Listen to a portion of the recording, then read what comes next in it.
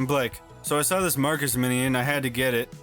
He's one of my favorite characters ever, and I figured it gives me a good chance to show all you guys my convoluted green skin technique. Decided to get some real miniature primer for the occasion, and yeah, let's get started. So mutant skin color always varies from game to game, but we're gonna do the greenish yellow color of Fallout 4. I started with a leather brown base coat from Army Painter, followed by 2 thin coats of Xandri dust. In my opinion, good skin paint jobs, especially for mutants, all have a lot of layers to them, so we're gonna try and do that here. Next I did a wash of Agrax Earthshade. This will add darker brown areas to our next wash of contrast paint since it's so transparent. Next I used a wash of Plaguebearer Flesh. I'm not as into contrast paint as a lot of people are, but they certainly have their uses.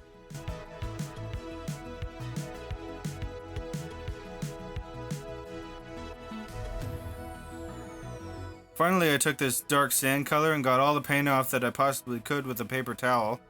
We want to dry brush it here, but it's very easy to go overboard with this. And yeah, here's what it looks like so far. Not the simplest method, but I think it looks pretty good in the end. I ended up going back over it with a highlight of Xandri dust later, but since we're going to paint the clothes and armor next, I don't want to accidentally get any paint on the skin and have to repaint it, so we're just going to leave it here for now.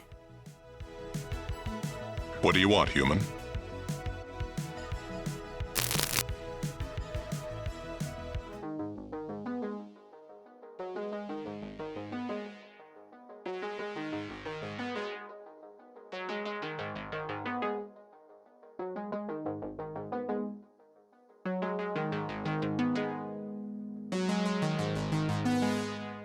Alright, so here's where I did that Xandri dust highlight. I'm glad I waited too, because that orange took like 4 coats and it definitely ran a little bit. It's time to do a wash on all the clothes. Realistically, I would have just base coated the skin first and then Agraxed everything at once. But for the video's sake, I thought doing the skin all in one go is a bit cleaner.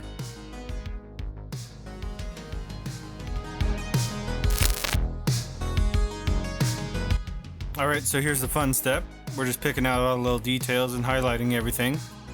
I hit the pants with a Stonewall gray, but any lighter gray color will work.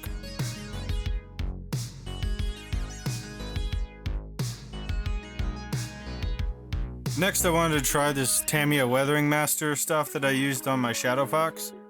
And it's fine, but it's nothing Leadbelcher couldn't do.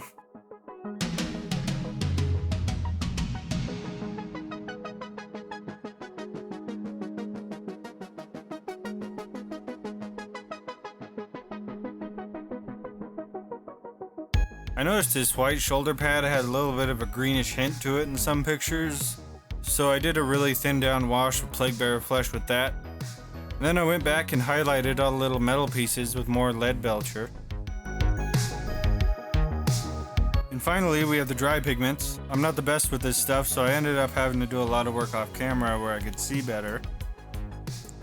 Really I was just trying to replicate Marcus's dirty armor look. It's not really a silver color. Once I had that done, most of my highlighting work was gone, so I had to redo that. But I think it turned out okay.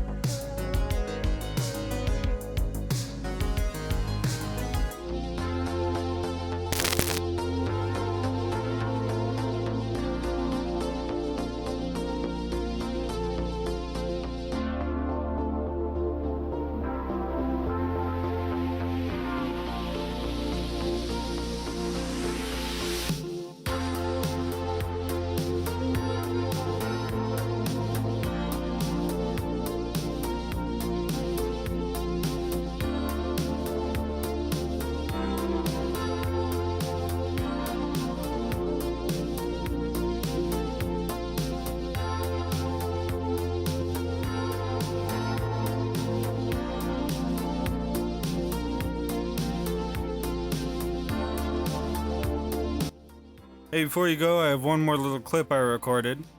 But first, I just want to say thanks so much for watching. I redrew my channel art to make things look a little nicer, so if you're confused why it said Season 2 in the beginning, that was why. And also, unrelated, I drew a t-shirt design. It's not YouTuber merch or anything, but if you like it, I'll leave a link down to it below where you can get it on a shirt or a sticker or something, as well as a 10% off code that'll be good for a few weeks. And yeah, anyway, that's it from me. I'll see you next time. Goodbye. Welcome back, ladies and gentlemen. This is Mr. New Vegas. Thank you very, very much for listening. Rumors persist about a super mutant refuge nestled high in the ski lodge to the northwest. If you should find it, do not, repeat, do not belittle